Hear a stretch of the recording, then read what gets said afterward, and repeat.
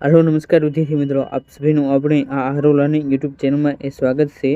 આજના આ વિડિયોમાં આપણે ગુજરાત હાઈકોર્ટ દ્વારા જે 2024માં જે હાઈકોર્ટ બેલીફની જે ભરતી જાહેર કરવામાં આવી હતી અને જેની એ એલિમિનેશન ટેસ્ટ રહી એ 2024માં એ લેવાઈ ગઈ અને ત્યારબાદ એમે એ 2025માં એ તેની જે મેન્સ ટેસ્ટ રહે એ લેવામાં આવશે અને જે આ મેન્સ ટેસ્ટ રહે તેની અંદર એ તેનો અભ્યાસક્રમ શું છે તેને જોઈશું અને તેની સાથે સાથે તેનો જે અભ્યાસક્રમ રહ્યો તેની અંદર એ જે પણ વિષયો રહ્યા તેની અંદર એ કયા ટોપિક રહ્યા એ ખૂબ જ મહત્વના છે તેનું એ લિસ્ટ બનાવવામાં આવ્યું છે, તો તેને પણ એ જોઈશું અને તેની સાથે સાથે જે તેની પરીક્ષા રહે એ ક્યારે યોજાઈ શકશે તેની પણ એ માહિતી મેળવીશું। જે તમને આવનારી જે પરીક્ષા રહે હાઈકોર્ટ બેલીફની તેની એ તૈયારી કરવા માટે આ વિડીયો એ ખૂબ જ ઉપયોગી બનશે, માટે તમે આ વિડીયો તેને એ છેલ્લા સુધી જોવાનું આગળ રાખજો।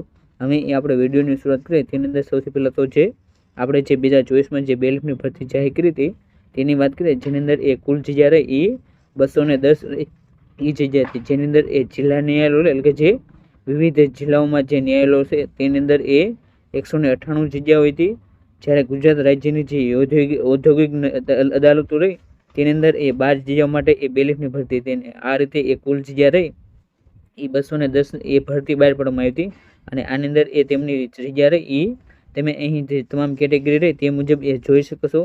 અને ત્યારબાદ આ જેવી નોટિફિકેશન આવી તેના થોડા ટાઈમ બાદ એ જે હાઈકોર્ટ દ્વારા એ બીજી નોટિફિકેશન જાહેર કરવામાં આવી હતી, જેની અંદર એ તેની જે મેન્સ પરીક્ષા હતી તેને પહેલાં એ વર્ણનાત્મક લેવામાં આવી હતી એટલે કે જે લેખિત લેવામાં આવતી, પરંતુ ત્યારબાદ એ તેને બદલીને એ તેને MCQ બેઝ એ કરી દેવામાં આવી અને જેની અંદર એ 3 કલાકનો ટાઈમ હતો તેને ઘટાડીને એ 2 કલાકનો કરી દેવામાં આવ્યો અને જેનો અભ્યાસક્રમ રહ્યો તે તમે અહીં વાંચી શકો છો કે દર્શાવેલ 3 કલાકની મુખ્ય લેખિત પરીક્ષા રહી જે વર્ણનાત્મક પ્રકારની હતી તેને બદલે એ 2 કલાકની એ હેતુલક્ષી પ્રકારની પરીક્ષા લેવાશે એટલે જે MCQ બેઝ ટેસ્ટ રહી તે એ લેવામાં આવશે અને ઉપરોક્ત હેતુલક્ષી પ્રકારની પરીક્ષા દ્વારા એ સદર જાહેરાતમાં દર્શાવેલ અભ્યાસક્રમ મુજબ એ ઉમેદવારોને રહે એ ક્ષમતા, તાર્કિક અને ભાષાકીય જ્ઞાન એ ચકાસવામાં આવશે એટલે કે જે તમને જે આની જે નોટિફિકેશન રહી તેની અંદર જે અભ્યાસક્રમ આપવામાં આવ્યો તે મુજબ એ તમારી જે MCQ ટેસ્ટ રહી એ લેવામાં આવશે અને તમને જે નોટિફિકેશનમાં જે અભ્યાસક્રમ આપ્યો હતો તે તમે અહીં જોઈ શકો છો। અને આપણે જો વાત કરીએ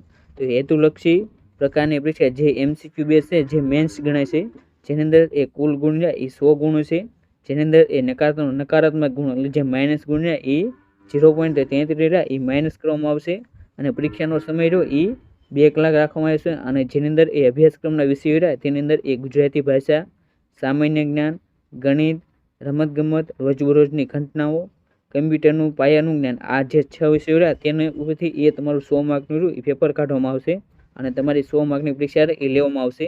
તો હવે આપણે જે આ 6 વિષયો રહ્યા તેના એ મહત્વના જે ટોપિક રહ્યા તેની વાત કરીએ તેની અંદર સૌથી પહેલાં તો જે ગુજરાતી ભાષા રહે તેની અંદર એ તળપદા શબ્દનું શિષ્ટ રહ્યું તે એ પૂછવામાં આવશે। સંજ્ઞા જેની અંદર એ વ્યક્તિવાચક, ભારવાચક અને ભાવવાચક, પછી જથ્થાવાચક, સમૂહવાચક જે બધી સંજ્ઞાઓ રહે તે એ તમને પૂછવામાં આવશે। પછી જોડણી, રૂઢિપ્રયોગ, સમાસ, અલંકાર, કહેવત, નિપાત અને શબ્દ સમૂહ માટેના એક શબ્દો, સમાનાર્થી, વિરુદ્ધાર્થી શબ્દો, વાક્યો રહ્યા તેના એ સંયોજકના જે પ્રકારો રહ્યા તેમાંથી એ તમને પૂછવામાં આવશે અને તેની સાથે સાથે જે વિશેષણ અને જે ક્રિયા વિશેષણ રહ્યા તેમના પણ એ પ્રકારો રહ્યા તેમાંથી પણ એ પ્રશ્ન પૂછવામાં આવશે અને તેની સાથે સાથે એ સંધિ જોડો અથવા તો સંધિ રહે તેને એ જોડો અથવા તો સંધિ બનાવો તે રીતે એ તમને પ્રશ્ન પૂછવામાં આવશે। આ જે રહ્યા એ બધા ગુજરાતી ભાષાના રહ્યા તેના એ ટોપિકો છે અને આમાંથી એ તમારે ખૂબ જ મહત્વના રહે એ પ્રશ્નો પૂછાયેલા છે, માટે આ તમારે જેટલા પણ ટોપિક છે તે તમારે એ ખાસ કરીને યાદ રાખી લેવા। અને ત્યારબાદ એ આપણે સામાન્ય જ્ઞાનની વાત કરીએ જેની અંદર એ ગુજરાતની જે ભૂગોળ હોય તેની એ તમને પૂછવામાં આવશે, જેની અંદર તાજેતરમાં એ ગુજરાતના જે 34 નંબરનો જિલ્લો બનાવાયો તેની એ તમારે માહિતી એ ખાસ કરીને યાદ રાખવી અને ગુજરાતના જે જિલ્લાઓ રહ્યા તેની પણ એ માહિતી તમારે ખાસ કરીને એ જોઈ લેવી।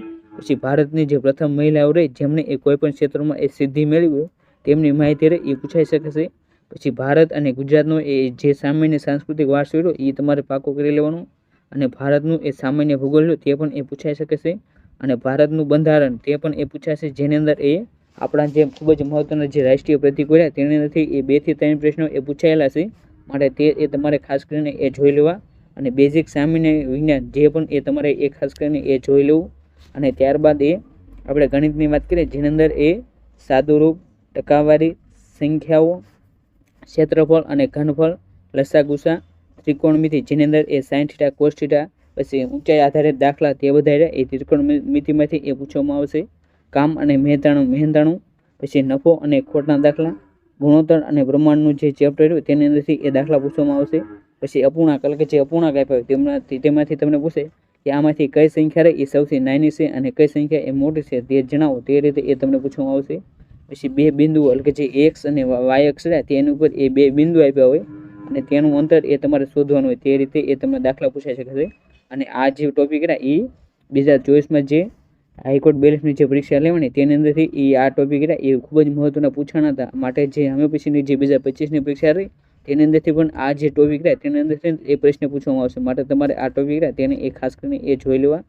અને ત્યારબાદ એ આપણે રમતગમતની વાત કરીએ જેની અંદર એ રમતગમતમાં એ હાઈકોર્ટ બેલિફના એ ખૂબ જ મહત્વના ટોપિક રહ્યા તેની અંદર એ cricket, football, kho kho, hockey, tennis આ જે 5 રમતો રહી એ તેની અંદરથી એ અવારનવાર પ્રશ્ન પૂછેલા છે. અને તેની સાથે સાથે જે ઓલિમ્પિકની ગેમ રહી જે 2024માં જે પેરિસ ખાતે યોજાઈ હતી તેમાંથી પણ એ પ્રશ્ન પૂછાય છે. અને હાલમાં જે રમતગમતના જે મહત્વના જે એવોર્ડ આપવામાં આવે જેની અંદર એ ખેલરત્ન એવોર્ડ 2024 પછી અર્જુન એવોર્ડ 2024 તે કોને આપવામાં આવ્યો છે તે પણ તમારે ખાસ કરીને યાદ રાખવા. અને તાજેતરમાં જે યોજાયેલી જે ગેમ્સ ટુર્નામેન્ટ રહી તેને પણ એ તમારે ખાસ કરીને યાદ જોઈ લેવી, જેની અંદર એ તાજેતરમાં જે ભારત અને ઓસ્ટ્રેલિયા વચ્ચે જે બોર્ડર ગાવસ્કર ટ્રોફી યોજાણી હતી. પછી 2024માં 2025માં જે તાજેતરમાં જાન્યુઆરી મહિનામાં જે પહેલો ખોખો વર્લ્ડ કપ રહ્યો તે એ યોજવાનો છે, તો તે માહિતી પણ એ પૂછાઈ શકે છે. માટે તમારે જે મહત્વની જે 2024-25માં જે ટુર્નામેન્ટ યોજાવાની હોય અને યોજાઈ ગઈ હોય તે તમારે એ ખાસ કરીને યાદ રાખવી. અને ત્યારબાદ આપણે જે રોજ બરોજની જે ઘટનાઓ રહે તેની અંદર એ મહત્વના ટોપિકોની વાત કરીએ જેની અંદર એ કેન્દ્ર અને રાજ્ય સરકારે તેની અંદર એ મહત્વની જે વિવિધ યોજનાઓ રહે તેની એ તમારે માહિતી મેળવવી. અને આ માટેની રહી એ ગુજરાત સરકાર દ્વારા એ સ્પેશિયલ વેબસાઇટ બનાવવામાં આવી છે, જેને એ મારી યોજના નામની જે વેબસાઇટ છે તેની ઉપરથી એ તમે બધી યોજનાઓ રહી એ મેળવી શકો છો. અને ત્યારબાદ એ તાજેતરમાં યોજાયેલી સમિટ અને તાજેતરમાં જે વિવિધ વ્યક્તિઓને જે મહત્વના જે એવોર્ડ આપવામાં આવ્યો તે એ તમારે યાદ રાખવાના. પછી રાજ્યોના વર્તમાન રાજ્યપાલ અને મુખ્યમંત્રી તે તમારે એ પાકા કરી લેવાના. અને ભારતના વર્તમાન પદાધિકારીઓ અને ગુજરાતના વર્તમાન પદાધિકારીઓ અને તાજેતરનું એ કેન્દ્ર અને રાજ્યનું બંનેનું એ મંત્રીમંડળ તાજેતરમાં આવેલા જે વિવિધ વાવાઝોડા હોય તો તેમને એ કયા નામ આપવામાં આવે છે અને તે કયા દેશ દ્વારા આપવામાં આવે છે અને તે કયા વિસ્તારમાં આવેલા છે તેની માહિતી એ પૂછાઈ શકે છે. અને તેની સાથે સાથે જે સૌપ્રથમ બનેલી ઘટના એટલે કે જે વિશ્વ અને દેશમાં જે પ્રથમવાર બન્યું હોય તે ઘટનાઓ એ અવારનવાર એ પૂછાતી હોય છે. માટે તે પણ એ તમારે ખાસ કરીને યાદ રાખવી.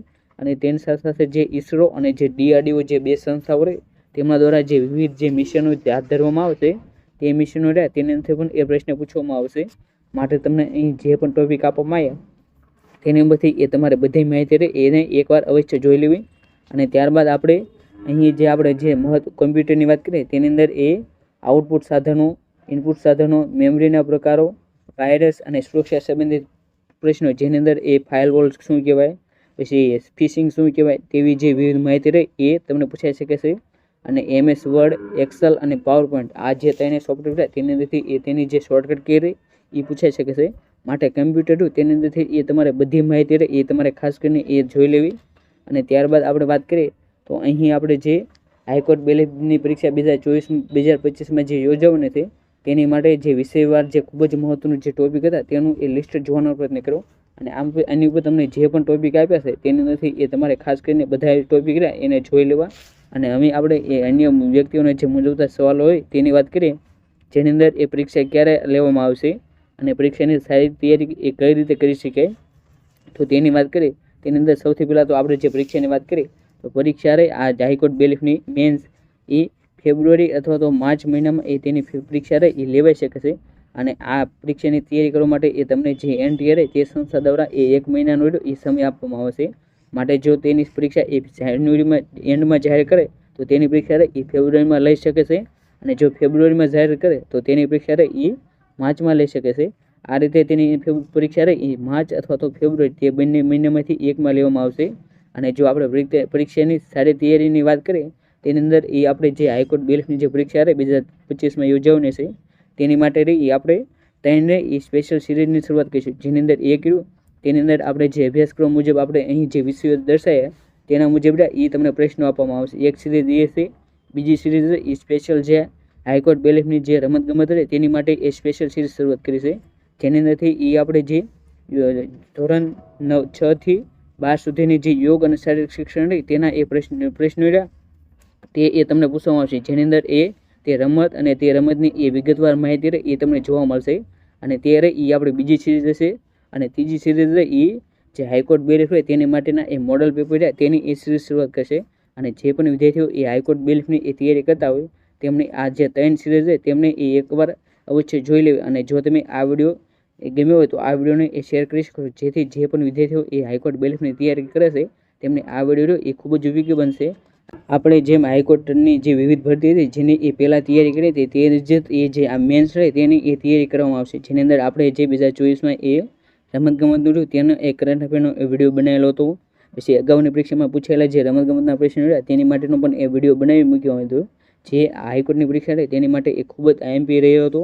અને તેની સાથે સાથે એ 2024માં જે હાઈકોર્ટના જે વિવિધ પેપર લેવાના જેની અંદર એ કોર્ટ એટેન્ડન્ટનું પેપર, બેલીફનું પેપર, ગુજરાતી અને અંગ્રેજી સ્ટેનોગ્રાફરના પેપર, કમ્પ્યુટર ઓપરેટર એ પછી કોર્ટ મેનેજર તે બધાના પેપર તે બધા પેપર એ આપણે વિડીયો બનાવીને એ મૂકી દેવામાં આવશે.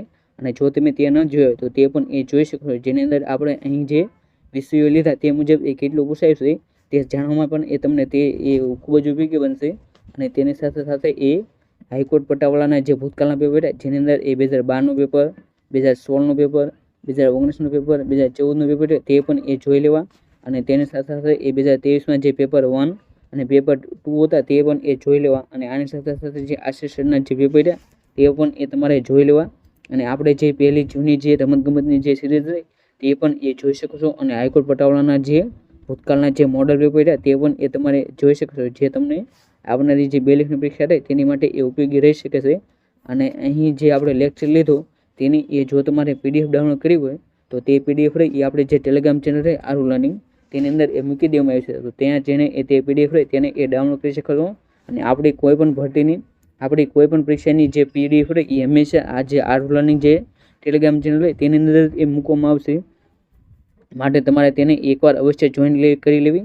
અને અહીં જે આપણે લેક્ચર લીધો તેવા જ એ જો તમે લેક્ચર જોવા માગતા હોય તો તમે એ આપણે જે આરુ લર્નિંગ જે યુટ્યુબ ચેનલ છે તેને પણ એ સબસ્ક્રાઈબ કરી શકો છો.